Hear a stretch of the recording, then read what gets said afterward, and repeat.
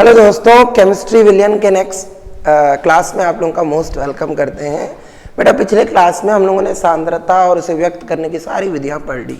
हम लोगों ने पढ़ लिया मोलरता, नॉर्मलता, मोललता, मोल प्रभाज, ये सब है ना। ठीक, शुरू में द्रव्यमान प्रतिशत, आयतन प्रतिशत भी पढ़ा, पीपीएम भी पढ़ लिया, पीपीबी भी पढ़ लिया, वो सब अपन पढ़ चुके हैं। आज के क्लास में हम चैप्टर का दूसरा हिस्सा स्टार्ट करते हैं। ये कहलाता है अणुसंख्यक गुणधर्म। क्या कहलाता है बच्चों? अणुसंख्यक गुणधर्म। हेडिंग डाल लेते हैं, अणुसंख्यक गुणधर्म। बड़ा ही प्यारा टॉपिक है। यहाँ से ये चैप्टर अपना दूसरा कैरेक्टर बताता है कि इसके अंदर थ्योरी कितनी अच्छी है। इससे पहले तो आंकिक प्रश्न पढ़ रहे थे, बट यहाँ से ये चैप्टर थ्योरी इसको बहुत अच्छे से एक्सप्लेन करता है ना। विलियन के कुछ गुणधर्म होते हैं जो उसमें उपस्थित विलेय के कणों की संख्या पर निर्भर करते हैं, विलियन की प्रकृति पर नहीं। उसे क्या कहते हैं? अणुसंख्यक गुणधर्म। ठीक, विलियन के वे गुणधर्म जो उसमें उपस्थित विलेय कणों की संख्या पर निर्भर करते हैं, उसकी प्रकृति पर नहीं, कहलाते हैं अणुसंख्यक गुणधर्म। कुछ चीजें जो होती हैं वो संख्या पर निर्भर करती है नहीं। जैसे कि हम लोग अपने पार्लियामेंट्री सिस्टम की बात करें, हम बोलते हैं कि हम दुनिया का सबसे बड़ा लोकतंत्र है। क्यों? क्योंकि हम सब वोट दे सकते हैं, है ना। इंडिया के सभी व्यक्ति को अधिकार है कि वो वोट दे और वोट देकर तय करे कि अगला प्राइम मिनिस्टर कौन हो, अगला चीफ मिनिस्टर कौन हो। ठीक, तो ये हम तय कर सकते हैं अपने वोट द्वारा। पर सोच के देखो, जो लोकतंत्र है इसमें वोट प्रत्येक व्यक्ति का एक है। ये इस बात पर डिपेंड नहीं करता है कि व्यक्ति कौन है। अब सोचो कि कोई बहुत बड़ा इकोनॉमिस्ट है जो जानता है कि इस नीति का क्या प्रभाव पड़ेगा, उस नीति का क्या प्रभाव पड़ेगा, है ना। वो इकोनॉमिस्ट है, उसको पता है ना। कोई एक ऐसा व्यक्ति है जिसको विदेश मामलों का जानकार है, उसे पता है कि एस जयशंकर ने जो ये बोला उसका क्या प्रभाव हमारे इंडिया के विदेश नीति पर पड़ने वाला है।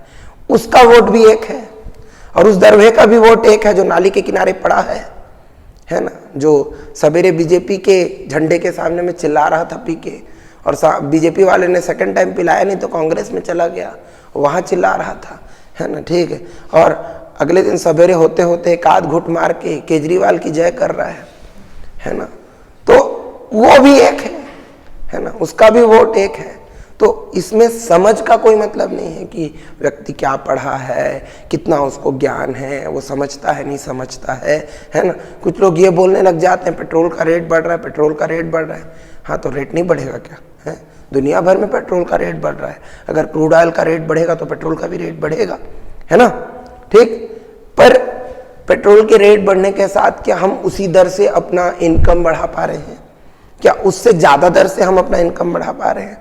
अब अगर सोच के देखो कि मेरे दादाजी, है ना, ठीक, का टोटल इनकम 55 रुपया महीना था, तो वो सरवाइव कर जाते थे।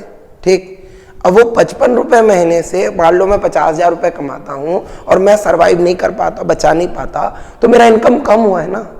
55 रुपये में जितना वो मान लो 55 रुपये उनका इनकम था और वो 20 रुपये बचा लिया करते थे, और मेरा 50,000 है और मेरे से बचता नहीं है, तो फिर तो इनकम कम हुआ ना भाई।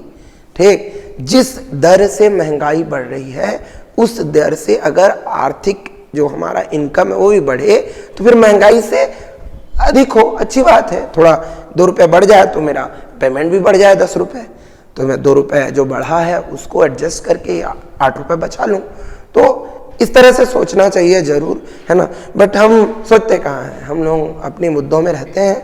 ठीक है, इसीलिए हमें बेवकूफ़ बनाया जा सकता है। ठीक, तो पार्लियामेंट्री सिस्टम में प्रत्येक व्यक्ति एक है, उसकी संख्या इंपॉर्टेंट है, किसने वोट दिया उसकी संख्या इंपॉर्टेंट है ना, उसकी योग्यता नहीं। ठीक, तो जैसे कि विलियन के भी कुछ ऐसे गुणधर्म होते हैं जो उसके अंदर उपस्थित कणों की संख्या पर निर्भर करते हैं, उसकी प्रकृति पर निर्भर नहीं करते। इस बात पर निर्भर नहीं करते कि वो अम्ल है कि क्षार, इस बात पर निर्भर नहीं करते कि वो कड़वा है कि मीठा, इस बात पर निर्भर नहीं करते कि वो गाढ़ा है कि पतला। इस बात पर डिपेंड करते हैं कि कितने कण विलेय के विलयन में उपस्थित हैं। तो उन गुणधर्मों को अणुसंख्यक गुणधर्म कहते हैं। समझ आ रहा है? उन गुणधर्मों को क्या कहते हैं? अणु संख्या का गुणधर्म। संख्या इंपॉर्टेंट है, काउंट करना है, हाउ मेनी पार्टिकल, कितने सारे कण, समझ आ रहा है? तो परिभाषा क्या लिखेंगे? परिभाषा लिखेंगे विलयन के वे गुणधर्म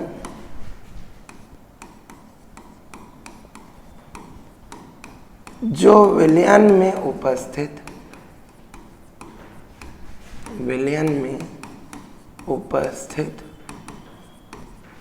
विलेय कणों की संख्या पर निर्भर करते हैं। विलेय कणों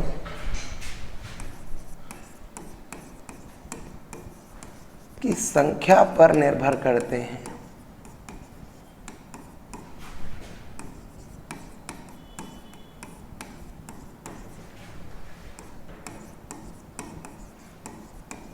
विलयन की प्रकृति पर नहीं,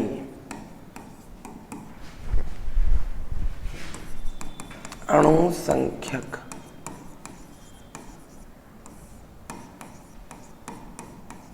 गुणधर्म कहलाते हैं। विलयन के वे सभी गुणधर्म जो विलयन में उपस्थित कणों की संख्या पर निर्भर करते हैं, उसकी प्रकृति पर निर्भर नहीं करते, क्या कहलाते हैं? अणु संख्यक गुणधर्म कहलाते हैं। विलेय कणों की संख्या पर, याद रखना बेटा, विलेय कणों की संख्या, विलायक पर नहीं, विलेय कणों की संख्या। अब अगर हम इसके प्रकार लिखें तो 4 प्रकार हैं हमारे सिलेबस में, ठीक। पहला प्रकार है वाष्प दाब में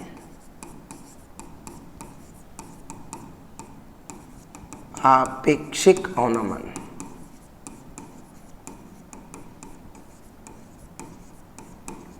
पहला प्रकार क्या है? वाष्प दाब में आपेक्षिक अवनमन। दूसरा प्रकार है क्वथनांक में उन्नयन। तीसरा प्रकार है हिमांक में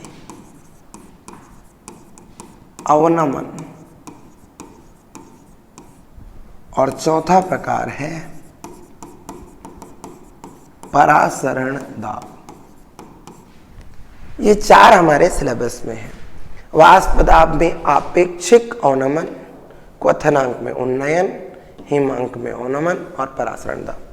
इन चारों को हम लोग इस चैप्टर में डिटेल में पढ़ेंगे, ठीक है। जो सांद्रता को अभिव्यक्त करने की विधियां पढ़े वो भी इसी टॉपिक को पढ़ने के लिए पढ़े थे।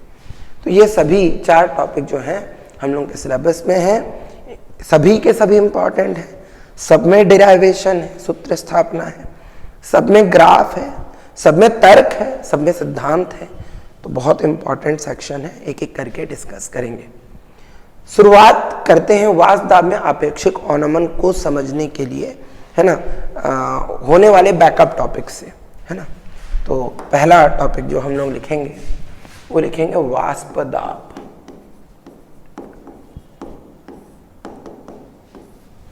क्या लिखेंगे बच्चों? वाष्प दाब। वाष्प दाब किसे कहते हैं? ऐसे बोलोगे तो वाष्प द्वारा आरोपित दाब क्या कहलाएगा? वाष्प दाब। अब तुम सोचो कि वाष्प दाब है क्या। अब उससे पहले दाब को समझ जाते हैं। जैसे कि हम लोग बोलते हैं ना, बड़े प्रेशर में है। भाई आजकल के बच्चे बहुत प्रेशर में है ना, सभी प्रेशर में है, पर बच्चे तो खासकर ज़्यादा प्रेशर में।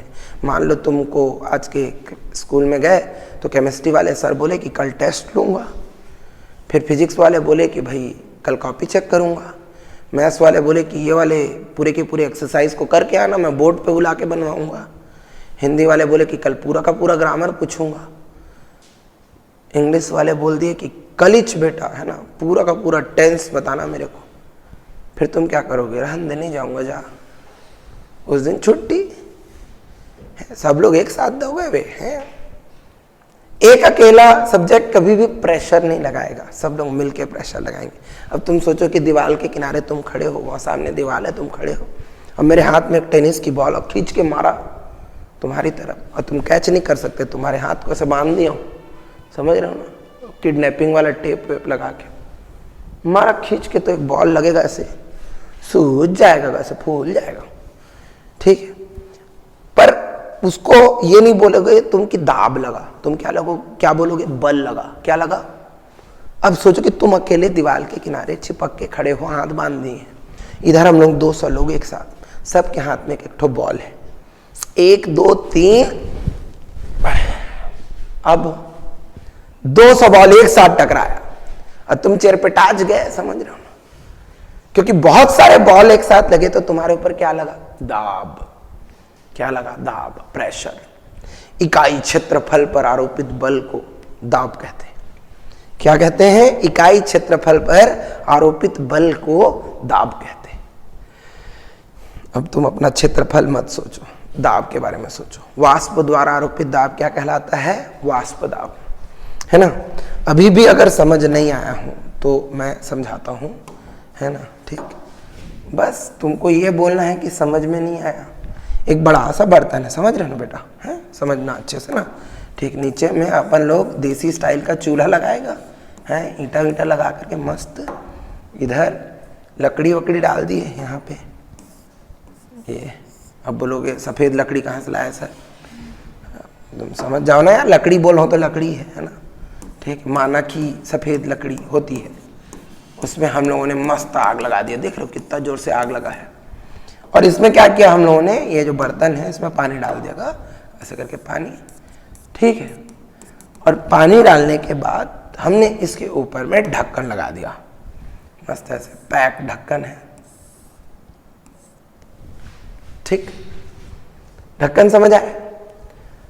लकड़ी जल रही है, आग लग रहा है, पानी है, ढक्कन बंद है, और ढक्कन न खुले इसके लिए तुम मान लो कि ढक्कन के ऊपर बैठ गए।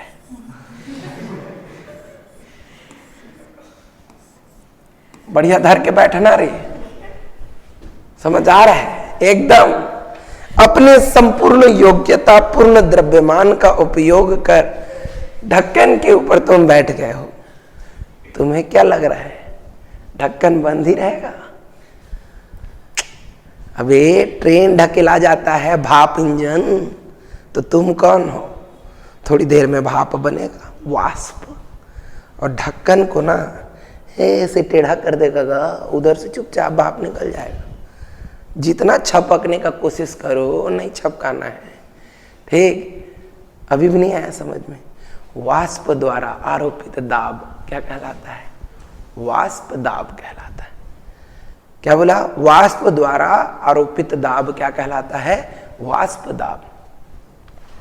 पर यह सही बात है कि वाष्प द्वारा आरोपित दाब वाष्प दाब कहलाता है, पर जो अभी यहाँ पे वाष्प के कण हैं जो दाब आरोपित कर रहे हैं, समझ जाओ, हम इस वाले वाष्प के दाब में होने वाले अवनमन की बात नहीं कर रहे हैं। पर फिर भी वाष्प तो वाष्प, भी दाब तो दाब, वाष्प द्वारा आरोपित दाब वाष्प दाब। समझने की कोशिश करें कि कौन से वाले वाष्प दाब में होने वाले अवनमन की बात कर रहे हैं। तो उसके लिए हमें एक टॉपिक पढ़ना पड़ता है जिसको बोलते हैं हम वाष्पन का अणुगतिक सिद्धांत। वाष्पन का अणुगतिक सिद्धांत बहुत ही इंटरेस्टिंग टॉपिक आ चुका है बेटा इस चैप्टर में, है ना। अगर तुम लोग अच्छे से सुनोगे तो तुम्हें पढ़ने वढ़ने की जरूरत नहीं पड़ेगी, बहुत कम पड़ेगी। क्लासेस को अच्छे से, वीडियोस को अच्छे से देखो, प्यार से देखो, स्किप कर करके मत देखो, कंटिन्यूअस देखो, तुम्हें इंटरेस्ट आएगा, हर चीज समझ में आ जाएगी, ठीक। इसके लिए हमने एक लिया पात्र।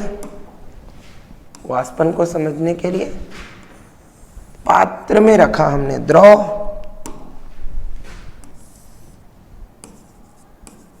और इसको किसी ऊष्मा स्रोत पर रखकर हमने इसको दिया हीट, ऊष्मा। अब उसके लिए तुम कहीं भी रख सकते हो इसको, है ना। हम इसको ऊष्मा दे रहे हैं। तुम्हारा मन करे, तुम्हारे पास उज्ज्वला योजना का गैस सिलेंडर है, करो उसको उज्ज्वल, लगाओ आग, ठीक। नहीं तो अपना देसी लकड़ी वकड़ी जलाओ चूल्हा के ऊपर, नहीं तो ज़्यादा ही टेक्निकल हो तो वहाँ पे इंडक्शन हीटर लगा दो, है ना, ठीक। और नहीं बन रहा है तो कोई तो जलेगा रे, है ना। लकड़ी जले, आदमी जले, चिता में भी रखोगे तो गर्म ही होना है, कोई दिक्कत नहीं है ना, ठीक है, समझ रहे हो ना, ठीक। उष्मा देने की बात है, कैसे दिए वो जैसे भी दिए मेरे को नहीं पता, तुमको जिसमें कंफर्टेबल हो, है ना, उसमें उष्मा दिए, समझ में आया।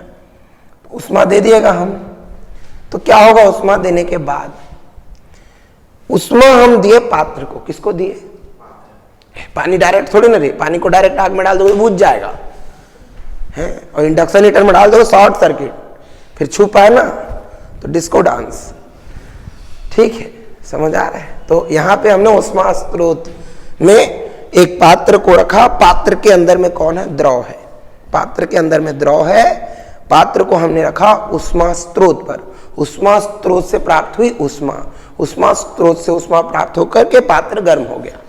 जैसे कि कई बार होता है ना, हम लोग को डांट पड़ती है ना, पापा या मम्मी कोई दोनों में से एक जन घनघोर चमका दी और तुम पूरे फ्रस्ट्रेशन में हो, है ना, तुमको डांट पड़ी अभी, क्यों कम नंबर लाया, ऐसा किया वैसा किया, क्यों घूमने गया था, है ना, या भांति भांति प्रकार से डांट खाते हो, है ना, ठीक, किसी एक तरह से डांट खाए और तुम फुल गुस्से में हो, उधर पापा चमका गया, अगर तुम क्या करोगे, छोटे भाई बहन को एक लात, क्यों मारे एक लात, देखने में कोई रीजन ही नहीं है, बेचारा वो पता ही नहीं उसको क्यों पड़ा, है ना, ठीक, वो बोला मारा क्यों, तेरा बड़ा भाई हूं, हक है मेरे पास, मार भी नहीं सकता, है ना, यूं ऐसे जाते जाते पराठ, है कि नहीं, मार दिए ठो, ठीक। तो अभी उष्मा स्रोत को तुमने उष्मा दी, वो बेचारा गर्म हो गया, और किसी को तो उतारेगा ना, किस पे उतारेगा, द्रव पर, किस पर उतारेगा, यहां पर द्रव का कोई कण है, समझो, है ना, कहां पे बेटा द्रव का कण, ये देखा, संपर्क में, पात्र के, उष्मा स्रोत से उष्मा प्राप्त कर पात्र गर्म हो गया, और पात्र किसको देगा, द्रव के उस कण को देगा जो उसके संपर्क में, जो उसके कांटेक्ट में है ना, ठीक। क्या होता था कुछ साल पहले मेरे पास एकदम सवेरे 6 बजे ठंड के समय भी बैच लगता था, है ना, ठीक। तो मैं कुछ क्लासेस विड्रॉ कर गया हूँ, या सवेरे वाले क्लासेस बंद कर गया हूँ, पर सवेरे 6 बजे एकदम क्लास लगता था, है ना, तो एकदम ठंड यार, दिसंबर का ठंड, सवेरे 5:45 बजे बच्चे आ जाते थे, हाथ एकदम कुड़कुड़ा जाता रहता था, और आते कि मैं बोलता था लिखो, कहाँ चलेगा गा, ना हाथ चल रहा है ना पेन, ठीक। तो फिर उसके बाद कुछ बच्चे बोलते थे, कंप्लेन करते थे, सर बड़ी ठंड है, तो मैं बोलता था कोई बात नहीं बेटा, मैं प्रेस गर्म करके रखूंगा, तो तुम आके एक बार छूना, फिर हाथ गर्म हो जाएगा, समझ आ रहा है ना। अगर गर्म चीज को छुए तो छूने से पहले जिस स्पीड से हाथ जाता है, छूने के बाद उससे डबल स्पीड से वापस, है, ठीक। सोचो कि एकदम मस्त ग्रेनाइट का पत्थर है, और उसमें चप्पल उतार के तुमको चलने के लिए बोले हैं, और जून का दोपहर है 2 बजे, आदमी किस डिजाइन से उछल उछल के जाएगा ना, उसके बारे में सोचो, ठीक है। आया, अभी भी नहीं आया, चलो लास्ट एग्जाम्पल, है ना, सोचो कि एक डोसा बनने के लिए गर्म तवा है, ठीक, और तुमको पता नहीं यहाँ तवा है, और तुम बैठ गए, आहा, जो मिलेगा नीचे से, आदमी जो उछलेगा, सोचो क्या है ना। तो उष्मा स्रोत से उष्मा मिली, और ये द्रव कण क्या हो, भाग जाएगा, जैसी पात्र के संपर्क में आएगा वो गर्म है, उससे ऊर्जा मिली, भागेगा ऑल पॉसिबल डायरेक्शन। अब ये कण चला जाएगा तो इसका जगह लेने दूसरा आ जाएगा, अब वो भाग जाएगा। देखना, जब हम किसी द्रव को किसी उष्मा स्रोत पर रखकर गर्म करते हैं तो थोड़ी देर में द्रव के कण गति करने लगते हैं। द्रव के कण क्या करने लगते हैं, ये जो गति कर रहे द्रव के कण हैं वो सभी संभव दिशाओं में गति करते हैं, और गति करते हुए पात्र की दीवार से और उसके मुक्त पृष्ठ से टकराते हैं। कौन सा पृष्ठ है ये, मुक्त पृष्ठ, जहां से निकल सकता है। अब मान लो स्टील का बर्तन हो तो पानी इधर से थोड़ी निकलेगा भाई, है, पार हो जाएगा कि स्टील को नहीं कर पाएगा, यहीं से निकल पाएगा, समझ आ रहा है। द्रव के कण सभी संभव दिशाओं में गति किए, गति करते हुए ये कण गति के दौरान पात्र की दीवारों से टकराए, द्रव के मुक्त पृष्ठ से टकराए। जब मुक्त पृष्ठ से टकराएंगे तो मुक्त पृष्ठ से टकराकर क्या आरोपित करेंगे, दाब। क्या आरोपित करेंगे, दाब। अगर इनके द्वारा आरोपित दाब ऊपर से नीचे की ओर लगने वाले वायुमंडलीय दाब, ऊपर से नीचे की तरफ लगने वाले कौन से दाब? वायुमंडलीय दाब से अधिक हो। ठीक है, तो क्या होगा? निकल जाएगा ना, है? अगर तुम अपने दोस्त के पीछे में एक चट से मार के भागो और दरवाजा बंद कर लो, वो खोलने की कोशिश कर रहा है, तुम बंद करने की कोशिश कर रहे हो, है ना? अगर उसकी कोशिश बड़ी हो, मतलब उसको मार दिया हो, तो गुस्सा भी ज़्यादा जोर से आ रहा होगा, और तुम मार के भागे हो तो खियाते हुए दौड़े होगे, है ना? बड़ा ही अच्छा। फिर तुम दरवाज़ा बंद किए हो, अगर वो प्रबल बल लगाए तो दरवाज़ा खुल जाएगा, सिंपल। उधर का दाब अधिक है। तो अगर नीचे का दाब, जो द्रव द्वारा आरोपित दाब है, वायुमंडलीय दाब से अधिक हो, तो द्रव के कण मुक्त पृष्ठ से बाहर निकलने लगते हैं, और इस घटना को हम क्या कहते हैं? वाष्पन। इस घटना को हम क्या कहते हैं? वाष्पन। क्या है वाष्पन का अणुगतिक सिद्धांत? जब हम किसी द्रव को किसी पात्र में रखकर किसी उष्मा स्रोत पर इसे गर्म करते हैं, तो उष्मा स्रोत से उष्मा प्राप्त कर पहले पात्र गर्म हो जाता है। द्रव के वे कण जो पात्र के संपर्क में होते हैं, पात्र से उष्मा प्राप्त कर गति करने लगते हैं। गति करते हुए ये कण सभी संभव दिशाओं में गति करते हैं, और गति के दौरान पात्र की दीवार से और द्रव के मुक्त पृष्ठ से टकराते हैं। ठीक, पात्र की दीवार से और मुक्त पृष्ठ से टकराते हैं। यदि द्रव के कणों द्वारा आरोपित दाब वायुमंडलीय दाब से अधिक हो, तो द्रव के कण मुक्त पृष्ठ से बाहर निकलने लगते हैं। यह घटना क्या कहलाती है? वाष्पन। इसको बोलते हैं एक्सप्लेन करना, वाष्पन का अणुगतिक सिद्धांत। इसका मतलब द्रव में भी वाष्प बनता है, द्रव में भी क्या बनता है? वाष्प बनता है, तो वहां भी दाब लगता है। अब सोच के देखो, यहाँ पे जल है, साथ में एथिल अल्कोहल है, फिर साथ में एसिटिक अम्ल है ना? ऐसे कुछ विलयन हैं, और इन विलयनों को यहाँ पे हमने ले लिया और उसके बाद गर्म किया, तो अल्कोहल जाके टकरा रहा होगा और अल्कोहल अपना दाब आरोपित कर रहा होगा, जल जाके टकरा रहा होगा, वो दाब आरोपित कर रहा होगा, विनेगर सिरका जाके टकरा रहा होगा, वो अपना दाब आरोपित कर रहा होगा। ठीक, अगर जिसका भी दाब अधिक होगा वो निकल जाएगा, जिसका नहीं होगा रह जाएगा। ठीक है, तो ये क्या कर रहे हैं? वाष्प दाब आरोपित कर रहा है द्रव के मुक्त पृष्ठ पर। कहां पर दाब आरोपित कर रहा है बेटा? द्रव के मुक्त पृष्ठ पर। तो हम बात इसकी कर रहे हैं।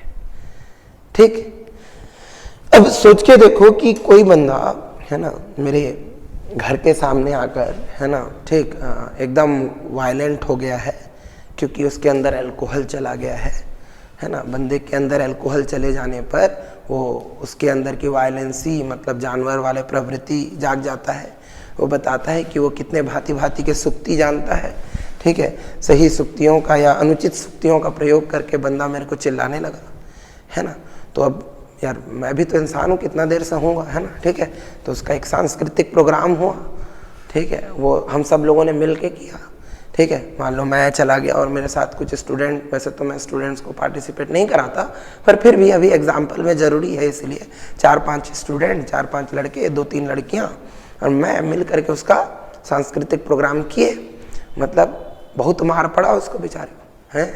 तो इधर से 4-4, 8-8 लात एक साथ पड़ रहा है। सोचो क्या दाब लग रहा होगा, नहीं है? इकाई क्षेत्रफल पर लगने वाले बल को क्या कहते हैं हम लोग? दाब कहते हैं। उस पर दाब लगा, समझ आ रहा है?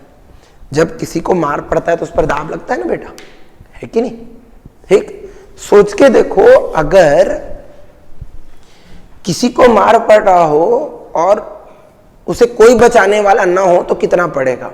और कई बार होता है ना, जैसे मोहल्ले में सांस्कृतिक प्रोग्राम हो, किसी बेचारे को मार पड़ रहा हो, तो मोहल्ले के 2-4 अंकल होते हैं जो बोलते हैं नहीं नहीं बेटा, नहीं नहीं मारो, है ना, नहीं नहीं नहीं तू नहीं मारेगा, ऐसा बोलते हैं ना। जैसे 2-3 तो नहीं नहीं नहीं नहीं आ जाए तो दाब कम नहीं हो जाएगा। अब तुम उस प्रभाव से नहीं मार पाओगे जिस प्रभाव से पहले मार रहे थे, है कि नहीं? ठीक, ऐसी कुछ होता है जब हम किसी शुद्ध विलायक में, आहा क्या एक्सप्लेनेशन है यार, है ना? ये देखो, है एक पात्र है, पात्र के अंदर में जल है, जल जैसे कि एक शुद्ध विलायक। जब हम किसी शुद्ध विलायक में कोई अवाष्पशील विलेय मिलाते हैं, अवाष्पशील विलेय किसे कहते हैं ये भी बोलोगे? ऐसा विलेय जो विलायक के क्वथनांक पर वाष्पित नहीं होता। अब जैसे जल वाष्पित होता है 100 डिग्री सेल्सियस पर, अब नमक 100 पे वाष्पित नहीं होता, नमक तब ठोस क्रिस्टल के ही रूप में रहेगा। तो जब वो वाष्पित नहीं होता है उस ताप पर, जिस ताप पर विलायक मतलब जल वाष्पित होता है, तो वो क्या हुआ, अवाष्पशील विलेय। समझ आया? अब मान लेते हैं हम लोगों ने इसको गर्म किया, पहले सोचो इसको हमने क्या किया, गर्म किया, इसको हमने क्या दी, उष्मा दी, उष्मा दी तो इसका क्या बनने लगा, वाष्प, और वाष्प ने क्या आरोपित किया, दाब। पर अगर मैं इसमें नमक के कण डाल दूं, विलयन बने नमक का,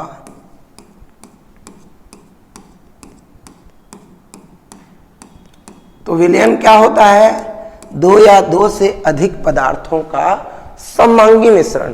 तो नमक सभी तरफ से समान रूप से जल के अंदर वितरित हो जाएगा, जैसे कि अभी ऑलमोस्ट वितरित हो गया है। तो नमक के कण अगर अंदर होंगे तो पृष्ठ पर भी होंगे। और वाष्पन एक कैसी घटना है, पृष्ठीय घटना है। किसी ने अगर गुड़ बनते हुए देखा हो तो गुड़ जो है वो एक चौड़े बर्तन में बनाया जाता है ताकि पानी आसानी से उड़ जाए, वाष्पन आसानी से हो। कपड़े सुखाने के लिए फैलाए जाते हैं, क्षेत्रफल बढ़ाया जाता है। ठीक, छोड़ो, आप डोसा बनते देखे हो रे, कटोरी को ऐसा कर डाल के करता है ना, फैलाता है कि नहीं, अनुप्रस्थ परिच्छेद का क्षेत्रफल बढ़ा करता है ताकि वाष्पन जल्दी जल्दी हो।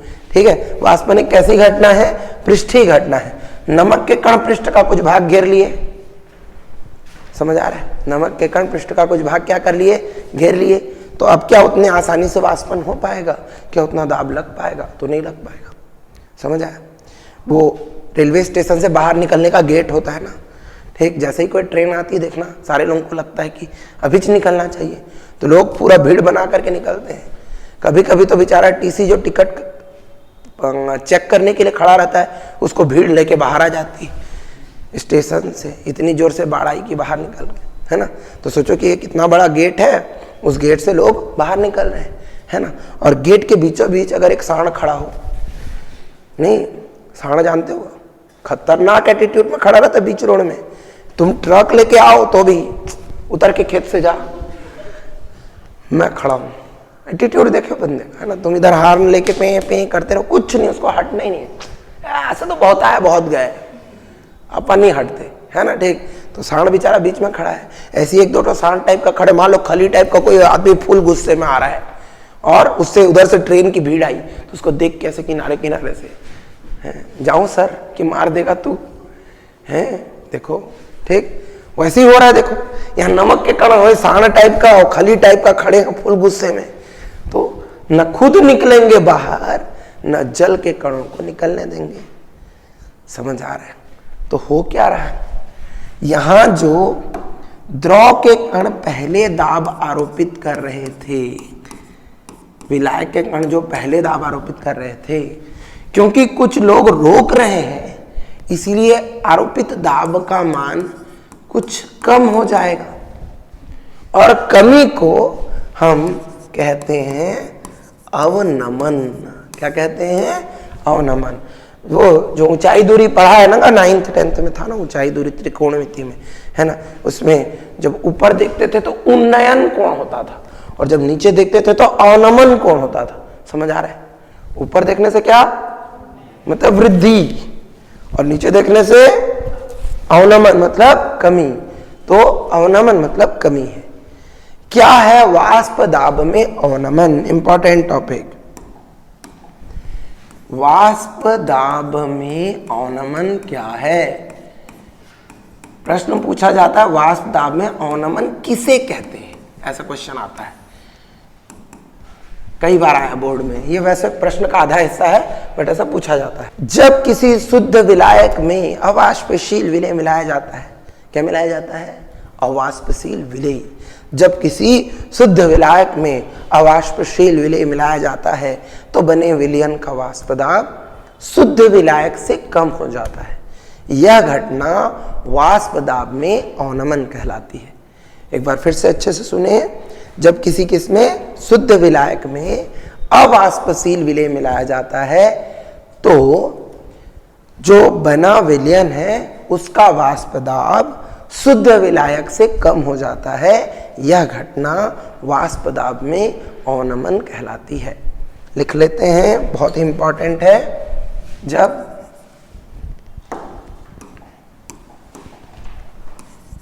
किसी शुद्ध विलायक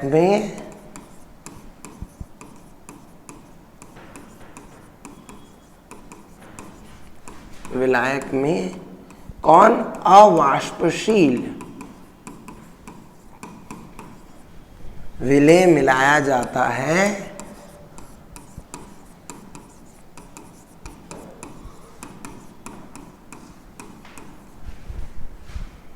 तो बने विलयन का वाष्प दाब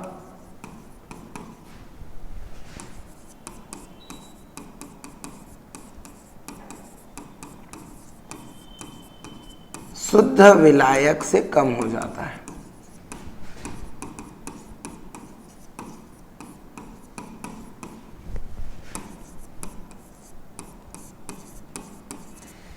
इसे वाष्प दाब में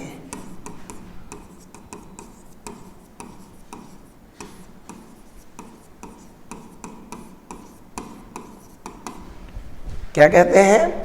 अवनमन कहते हैं। ठीक, इसे वाष्प दाब में क्या कहते हैं बेटा? अवनमन। ठीक है, आया। तो वाष्प दाब में अवनमन किसे कहते हैं? प्रश्न का उत्तर है जब किसी शुद्ध विलायक में अवाष्पशील विलेय मिलाया जाता है तो बने विलयन का वाष्प दाब शुद्ध विलायक से कम हो जाता है, यह घटना वाष्प दाब में अवनमन कहलाती है। ठीक, इसको हम वाष्प दाब में अवनमन कहते हैं। अब इस पर आधारित हम एक हेनरी का नियम पढ़ेंगे। हाँ सर, आप तो हेनरी का नियम पढ़ा चुके हो, पर मैं जब पढ़ाया था तो भी बोला था कि वो वाला नहीं लिखना है बाबू, ये वाला लिखना है। जो पिछला वाला मैं बताया था हेनरी का नियम, वो 11th वाला है ना, विलेयता पर आधारित। क्या पहले पढ़े थे? हेनरी का नियम, है ना। हेनरी का नियम दो अलग, बेचारा हेनरी एक आदमी है तो एक नियम देगा रे, है कई सारा देगा, जिंदगी भर में एक नियम बनाएगा बेचारा, है। तो हेनरी का ही नियम है पर उसके दो अलग अलग परिप्रेक्ष्य है ना।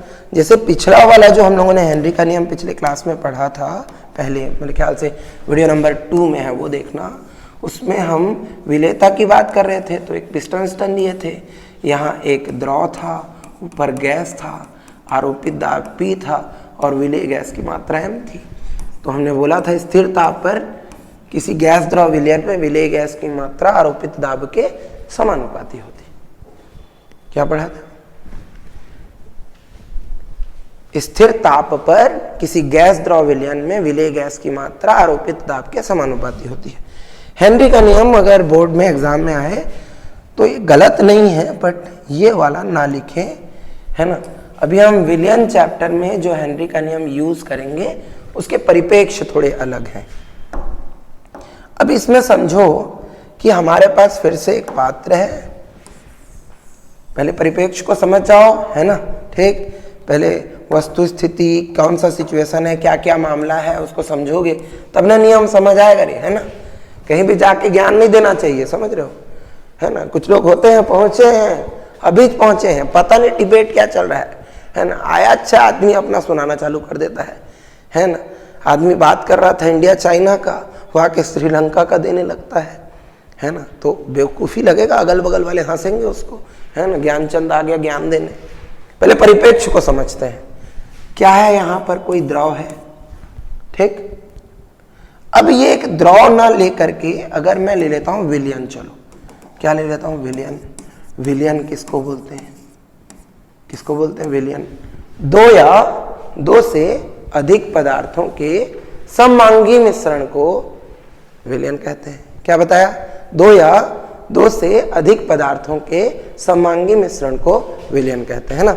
अब इस विलयन में मान लो जल है, साथ में अल्कोहल है, साथ में एसिटिक अम्ल है, साथ में मेरे को लगा कि मैं इसको थोड़ा और ख़तरनाक कर दूं तो इसमें थोड़ा सा H2SO4 डाल दिया, नहीं, और इसके साथ इसमें मैं थोड़ा सा नाइट्रिक अम्ल भी डाल दिया। एक दूसरे के साथ कोई रिएक्ट नहीं करेगा, सब अम्ल है, एक अल्कोहल है, बाकी सब अम्ल अम्ल है ना। थोड़ा मोड़ा रिएक्ट कर भी सकता है, पर ये मैंने तनु तनु मारा है, चलो तनु तनु तनु इसको मिला दे, चलो ठीक है।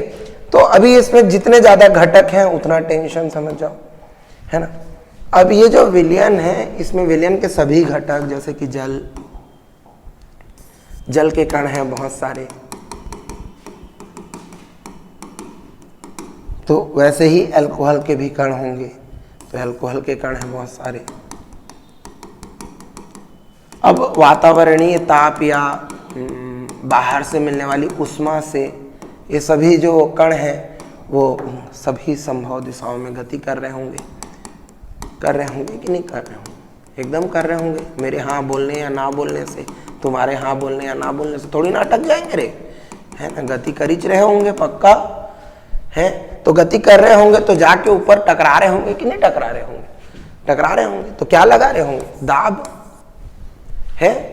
तो कुल दाब जो लग रहा है उसमें थोड़ा सा अल्कोहल का दाब होगा, थोड़ा सा जल का दाब होगा, है ना।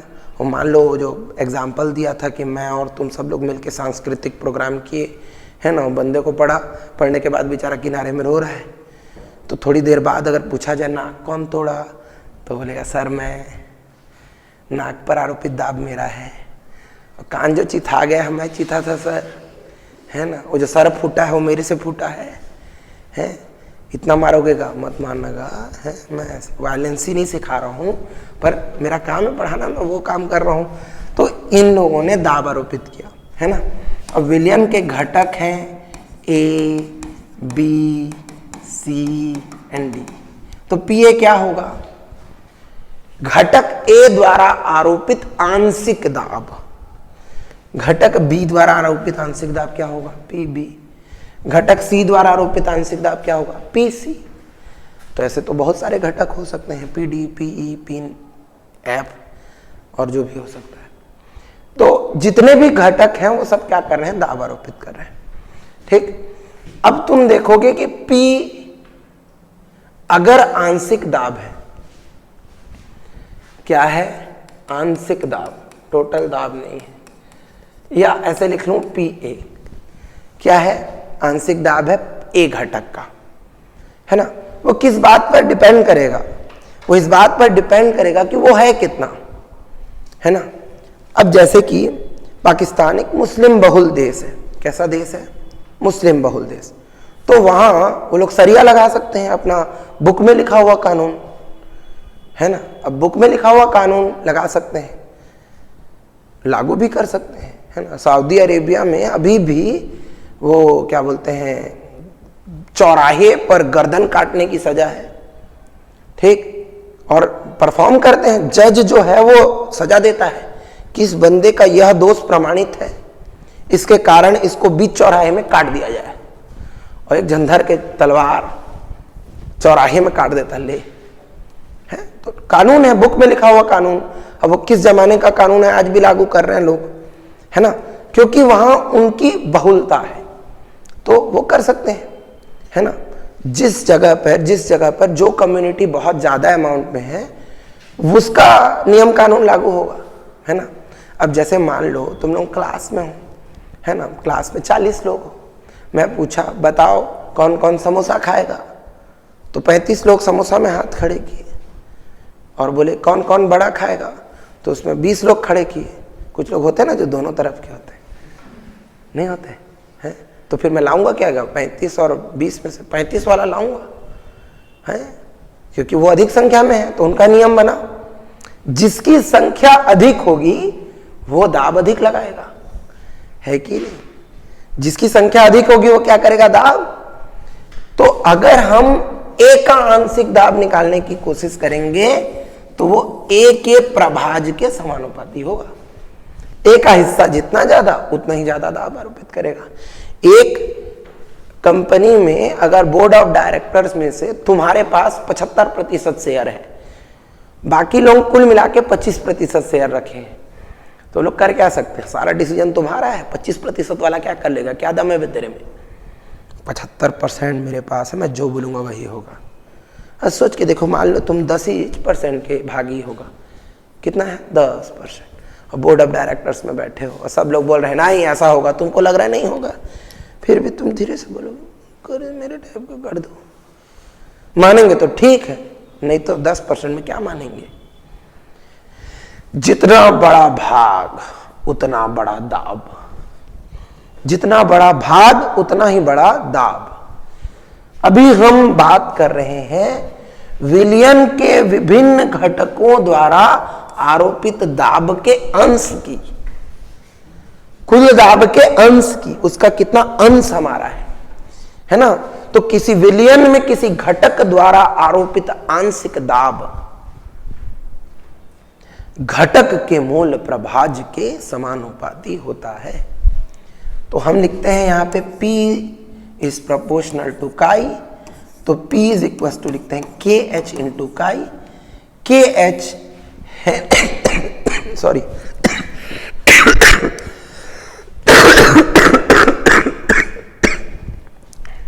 सॉरी बेटा, KH जो है वो हेनरी का नियतांक कहलाता है ना। हेनरी इज कांस्टेंट, हेनरी का नियतांक कहलाएगा, ठीक है। KH कांस्टेंट होगा पर टेम्परेचर बदलेगा तो बदल जाएगा, है ना, वरना KH का मान नियत रहता है ना। तो विभिन्न विलयनों के लिए KH का मान कांस्टेंट होता है। तो क्या है हेनरी का नियम, किसी विलयन में किसी घटक द्वारा आरोपित आंशिक दाब घटक के मूल प्रभाज के समानुपाती होता है। ये क्या कहलाता है, हेनरी का नियम। समझ आया, इसको हम लोग बोलते हैं हेनरी का नियम। अब हेनरी के नियम के बाद चैप्टर में जो अगला सेक्शन है वो कहलाता है राउल्ट का नियम।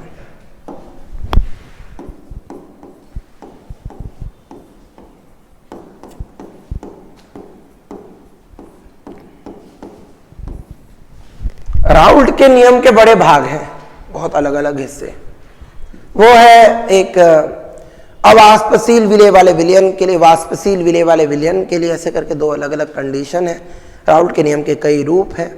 तो हम लोग सबसे पहले जो डिस्कशन करेंगे, पहला डिस्कशन इसके अंदर वो किसका करेंगे, किसी अवाष्पशील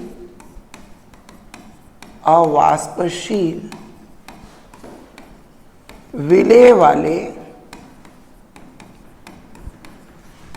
विलयन के लिए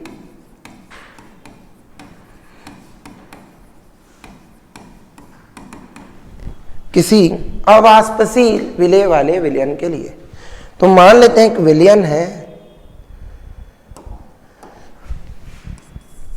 जिसके दो घटक हैं, द्रव में दो घटक हैं A एंड B।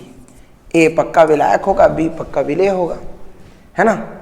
B क्या है, उसकी प्रॉपर्टी है कि वो क्या है, अवाष्पशील है। तो इसका कोई वाष्प बनेगा क्या,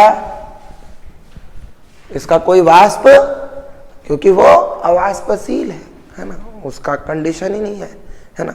तो जो प्रेशर लग रहा है उसका विलायक ही लगाएगा, विलेय तो लगाएगा नहीं, है ना। तो इस केस में अगर हम विलयन का वाष्प दाब लिखते हैं तो वो जनरली विलायक के वाष्प दाब और विलेय के वाष्प दाब के योगफल के तुल्य होता है।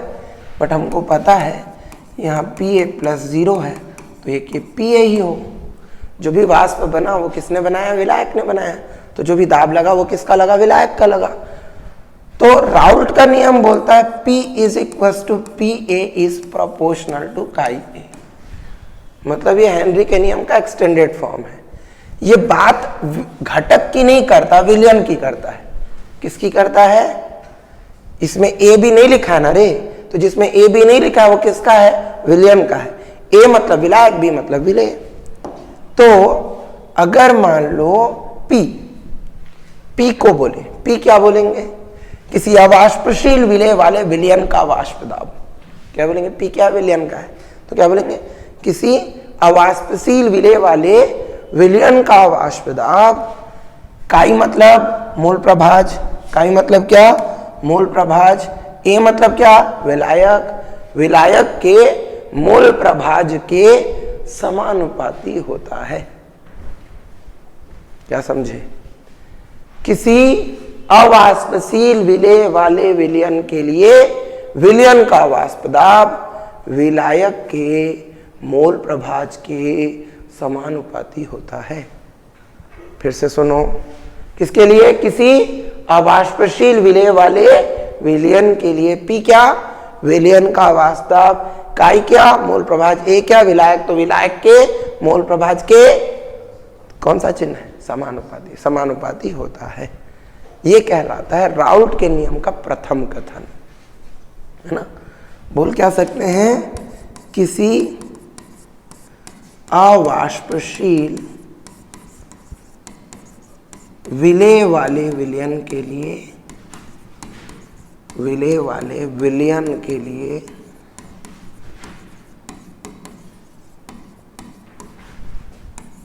विलयन का वाष्प दाब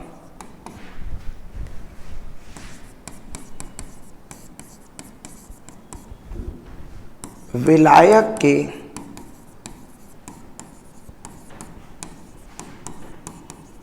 मोल प्रभाज के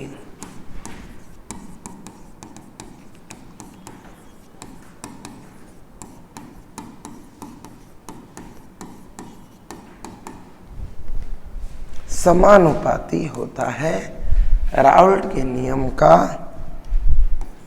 प्रथम कथन, ठीक, इंपॉर्टेंट है। अब भैया पी ए बराबर क्या आया? काई ए नहीं, पी ए बराबर अगर लिखेंगे तो क्या लिखेंगे? कांस्टेंट लगाएंगे के इंटू काई ए, ठीक, के नियतांक है। पी बराबर के इंटू काई ए। अगर हम ले लें शुद्ध विलायक के लिए, अतः शुद्ध विलायक के लिए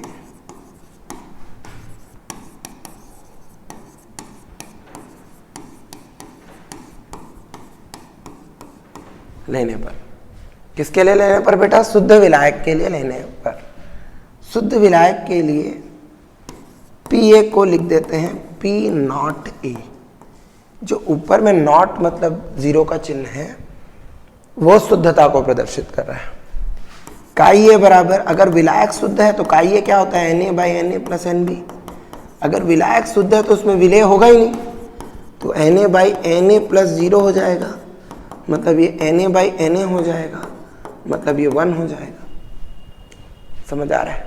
मतलब वो क्या हो जाएगा? 1, N A by N A मतलब 1, ठीक। तो काई ए बराबर क्या हो जाएगा? 1। अतः मान रखने पर, मान रख देते हैं गा, मान रखने पर शुद्ध विलायक में, शुद्ध विलायक की कंडीशन में पी ए को लिख लेंगे पी नॉट ए, के रहेगा के, और काई ए हो जाएगा क्या? 1। अतः के बराबर क्या आ जाएगा? पी नॉट ए आएगा ना। के बराबर क्या आ जाएगा? P not a. अब के तो नियतांक है, के का मान तो नहीं बदलेगा, अगर नियतांक है तो थोड़ी नहीं बदलेगा, नहीं बदलेगा तो के का मान निकल गया। अब जो के का मान निकला उसको हम लोग रख सकते हैं। इसको अगर हम समीकरण 1 ले लें और इसको अगर हम समीकरण 2 ले लें तो क्या लिख सकते हैं? समीकरण 1 व समीकरण 2 से क्या हो जाएगा? के की जगह पी नॉट ए लिख लेंगे। पी ए बराबर हो जाएगा पी नॉट ए इंटू काई ए। पी ए बराबर क्या हो जाएगा? पी नॉट ए इंटू काई ए। पी ए क्या है? विलायक का वाष्प दाब। पी है वाष्प दाब, प्रेशर। ए विलायक। पी ए क्या है? विलायक का, पी ए है पर जीरो है, जीरो मतलब शुद्ध, नॉट बोलेंगे, है ना। शुद्ध विलायक के वाष्प दाब, ये क्या है? विलायक का मोल प्रभाज। और एक फल बीच में रखा है, देखो फल। तुमको क्या लग रहा है? व्यायाम दिखेगा वहां पे? कौन सा फल है? गुणन फल। कौन सा फल? गुणन फल। दिखा, दिखा ना फल, गुणन फल के, इसको क्या बोलते हैं? बराबर बोलते हैं कि नहीं बोलते? पी ए को क्या बोलेंगे? विलायक का वाष्प दाब। शुद्ध विलायक के वाष्प दाब, विलायक के मोल प्रभाज के गुणनफल के बराबर होता है। समझ आया? राउल्ट के नियम का द्वितीय कथन बोल रहा हूं, फिर से देखो। क्या? विलायक का वाष्प दाब, शुद्ध विलायक के गुणनफल के हो गया। राउल्ट के नियम का द्वितीय कथन, दो कथन निपटाए अपन। अब अभी हम लोगों ने सिचुएशन क्या पढ़ा? अवाष्पशील विलेय वाले विलयन के लिए। तो फिर दूसरा क्या होगा? बच्चों का दूसरा क्या? अ हटा दो, वाष्पशील विलेय वाले विलयन के लिए नहीं। अगर मान लो दो भाई जा रहे थे हाँ, दो भाई, और कोई सामने से लड़ने आया, तो दोनों ने मिल करके सांस्कृतिक प्रोग्राम में पार्टिसिपेट किया। समझ आया? दोनों मिल करके लगाए दाब, ठीक है। पर अगर दो भाई में से एक भाई बेचारा 3 साल का हो तो, और दूसरा 17-18 साल का, एक 3 साल का भाई है, तो उसको गोदी करके ले जा रहे थे, तो सांस्कृतिक प्रोग्राम में वो बेचारा क्या पार्टिसिपेट करेगा? वो अवाष्पशील विलेय। और गलती से 8-10 साल का हो गया तो वो भी पार्टिसिपेट करेगा, एक हाथ पत्थर उठा के फेंक के मारेगा, तो वाष्पशील। ऐसे सोचो, कौन सा विलेय वाला विलयन? अवाष्पशील विलेय नहीं, वाष्पशील विलेय वाले विलयन के लिए। अब अगर हम इसके लिए P लिखेंगे तो Pa + Pb होगा, क्योंकि अभी Pb वो भी वाष्प लगाएगा, तो कुल दाब जो होगा विलायक का वाष्प दाब और विलेय के वाष्प दाब के योगफल के बराबर होगा।